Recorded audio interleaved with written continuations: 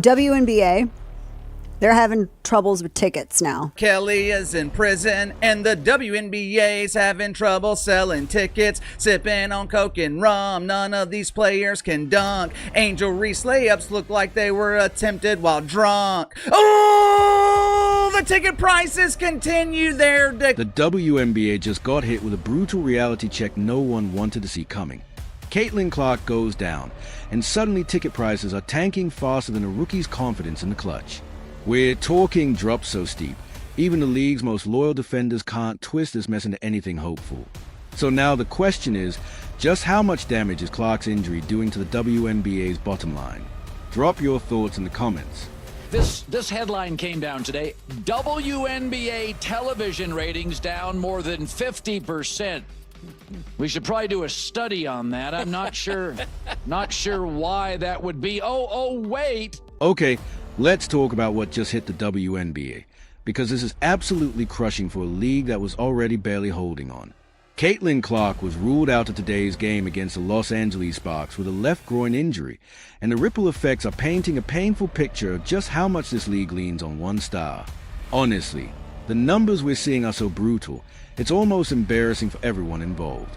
With Clark's status still uncertain, ticket prices have dropped 40% for the hype showdown against Paige Buchers and the Dallas Wings. We're talking about seats that were going for $100 on Thursday morning now falling to $10, all because no one knows if Clark will even shoot up. Reminder, ladies of the WNBA, she is the rising tide. This is not fever games just down. This is league ratings since she got hurt, down 55%. So she is essentially the sun at the beach. If she's not out... But here's the part that really makes this whole situation feel downright pathetic. This isn't even the first time it's happened this season. Clark's sitting out again, her sixth missed game of the year with a groin injury.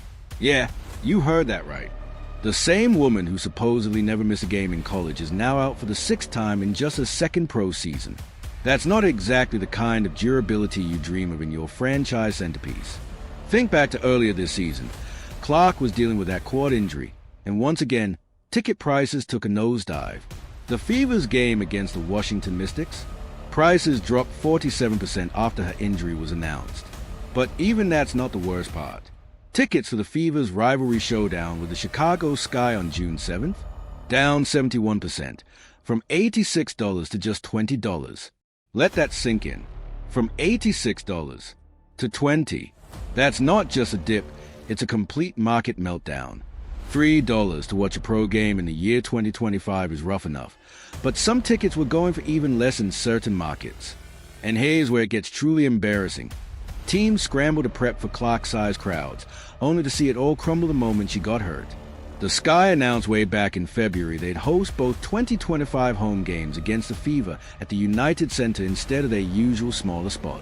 The Mystics moved their game from the 200-seat K-First Arena to the 11,614-seat CFG Bank Arena in Baltimore, just for Clark. These teams bet big on her star power. They moved mountains. But when she went down, they were left with giant arenas they couldn't dream of filling. That's not just poor planning. It's a complete failure to understand what really fuels interest in your product. No, she's back. A'ja Wilson. It's not a lack of talent. Popularity and production are hard to measure. Remember how popular John Daly was on the tour? Smoking and 16 Diet Cokes a day. He was wildly more popular than every golfer not named Tiger Woods. Allen Iverson got to one finals. He was wildly popular. He had cultural significance. I'm not here to tell you why. And Caitlyn Clark, like Iverson's a great player, but she equals ratings, revenue, and relevance. And those three things, the WNBA is dying for. So pro sports, even our business, is an attention economy. And some people just get attention. And everybody's trying to grab their slice of equity or space. So be nice, WNBA players, to the lady that currently has her leg up. And let's be real about what these numbers are actually telling us. In 2025, when the Indiana Fever are the visiting team, the average ticket price is sitting at $106.13. That's a 125.7% jump from what teams usually charge when anyone else rolls into town. So when Clark is healthy and shooting up, ticket prices more than double. When she's not, they absolutely tank. And that's just not a stable foundation for a pro sports league. You can't build an entire business model on one player's health and hope she holds up. But that's exactly what the WNBA is doing, whether they'll admit it or not. The Dallas Wings even moved their game against the Fever to American Airlines Center, the Dallas Mavericks home court, because they were counting on a monster turnout for the Clark versus Bucher showdown. It's the first time the Wings have hosted a game anywhere besides a usual arena at the University of Texas at Arlington, and now they're...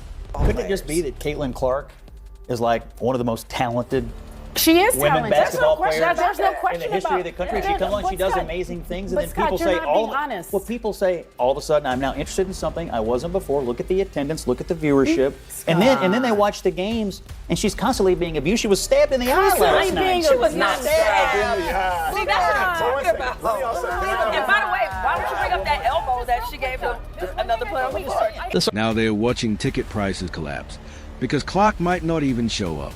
And here's what's really wild about all of this. The average purchase price of the Fever's next 5 games, while Clark is expected to be out until June 10th, has dropped to $80. That's down from $130 before the injury news broke. We're talking about a 42% slide in ticket prices across multiple matchups, all because one player isn't playing. And it's not just the road games that are hurting. Clark's absence is hitting home games too. The Fever's May 30th game against the Connecticut Sun and the June 3rd clash with the Mystics both are seeing a noticeable dip in demand. So even when the Fever are playing on their own court, without Clark out there, fans just aren't showing up or willing to pay top dollar to see the rest of this roster. The sarcastic part of me wants to ask, where are all those WNBA fans who swear they've been supporting the league for years? Where are all the voices saying the league doesn't need Caitlyn Clark to thrive? Because the ticket sales data sure isn't backing up that story. The top 2 WNBA game ratings of all time, on any network, both feature Clark. 2.7 million viewers on ABC for the Fever's home game against the Sky on May 17th, and 2.3 million for Fever at Sky on June 23rd, 2024. So Clark isn't just moving tickets, she's drawing TV audiences the league has never seen before. But here's what makes it even more complicated for the WNBA. Clark missed the Fever's 85-75 loss to the visiting Los Angeles Sparks on Thursday. They lost without her, which only deepens the sense that she's the engine behind everything, on the scoreboard and at the box office. And now, the business side is starting to feel it too. You better believe the league's broadcast partners are sweating without her. When your TV ratings depend on one player's health, that says everything you need to know about just how fragile you are. The entire business model, that's the really embarrassing part. The WNBA has spent years saying they want to be treated like a legitimate pro sports league. But then something like this happens, and suddenly it's crystal clear. They are basically a one-person show. When you take Clark and Buchers out of the equation, ticket prices drop an average of 17.8% when other teams hit the road. So without the league's 2 biggest stars, demand actually falls. That's not what a thriving, balanced league looks like. That's not a sign of depth or diversity in marketable talent. That's the sign of a league clinging to a couple of names just to keep the lights on. And here's what's really wild about Caitlyn Clark's injury saga. This season alone, she's already missed nearly half of the Indiana Fever's games. Between that quad and groin injury, the player who's supposed to be the league's face, she's been sidelined for almost half the year. Roughly half the games this season missed due to injuries. The 2024 first overall pick had never missed a single game in college at Iowa or with the Fever until that quad strain sidelined her for 5. So Clark went from being the Iron Woman, never missing a beat, to suddenly battling one injury after another in just her second pro season. And that's alarming on more than one front. The market hasn't taken it lightly, either. TickPick reports the average ticket now sits at $95, down from $200. The cheapest ticket used to be $86. Now, you can get in for around $25. This isn't a minor fluctuation. These are massive price corrections that show the harsh truth about WNBA demand without Caitlyn Clark. And let's not sugarcoat what that says about the rest of the league. All these athletes who spent years saying they're underappreciated and overlooked. The ones begging for more attention and recognition, they should probably be thanking Clark every single day. because without her, ticket prices for their games would be in the gutter.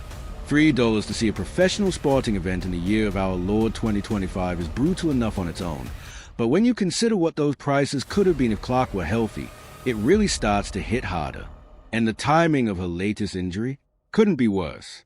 It happened right before what was supposed to be a marquee matchup, something women's basketball fans had circled on the calendar since the 2025 WNBA draft, when Paige Bueckers went to the Dallas Wings. This was supposed to be the first pro showdown between the 2024 and 2025 number 1 picks. And now, it's not happening because Clark can't stay on the floor. But the financial fallout doesn't stop at ticket sales. The Sky played both of last season's home games against the Fever at the 10,387. It was a packed house at Wintrust Arena, and for the August 30th series finale, resale ticket prices soared to $386. Teams were cashing in, riding high on the wave of the Clark effect. But now, they are watching that revenue vanish like smoke. And what really says it all is just how fast those ticket prices crashed. We're not talking slow dips over time. This was instant. The get-in price for Angel Reese's Chicago Sky facing Caitlyn Clark's Indiana Fever on June 7th? It was $86 just 2 days ago. After the news of Clark's injury broke, it plunged to $25. That kind of drop, it screams how little faith fans have in the product without her. And here's the part that really stings. The Chicago Sky had moved that June 7th game to the United Center, home of the Bulls, just to host a Fever. Clark didn't even play. But still, 19,496 fans showed up to a sold-out crowd, all hoping to witness greatness. People packed the arena to watch that game. So even with ticket prices slashed, they still managed to fill every seat. But that only proved one thing. The demand was never truly for the team.